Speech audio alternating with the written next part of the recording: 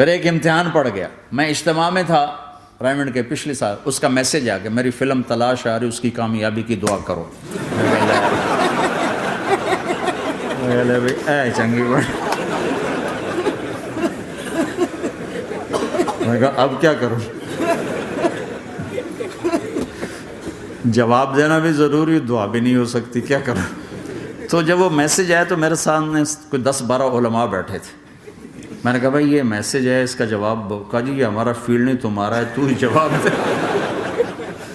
تو میں سارا دن سوچتا رہا، مجھے کوئی جواب سمجھ میں نہیں آیا کہ جان بھی بچ جائے، جواب بھی چلا جائے۔ پھر اگلا دن بھی گزر گیا، مجھے کچھ سمجھ میں نہیں آیا۔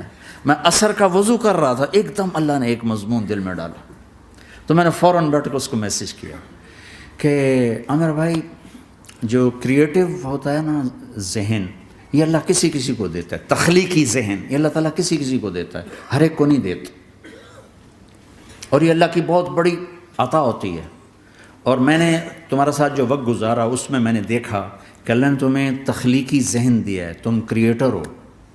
اور جو لوگ اس ٹائپ کے ہوتے ہیں وہ کامیابی ناکامی کی پرواہ نہیں کرتے، وہ اپنے کام سے کام رکھتے ہیں۔ آپ کا بھائی تو فوراً اس کا میسج آیا، آپ ٹھیک کہہ رہے ہیں، آپ ٹھیک کہہ رہے ہیں۔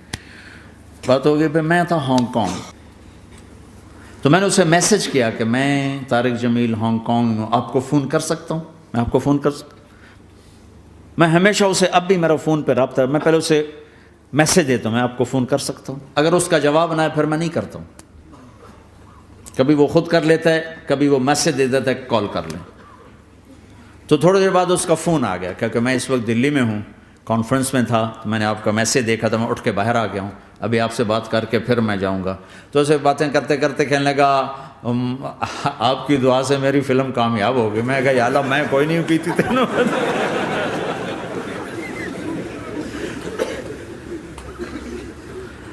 بھائیو محبتیں بانٹو، نفرتیں تو پہلے ہی بہت پھیل چکی۔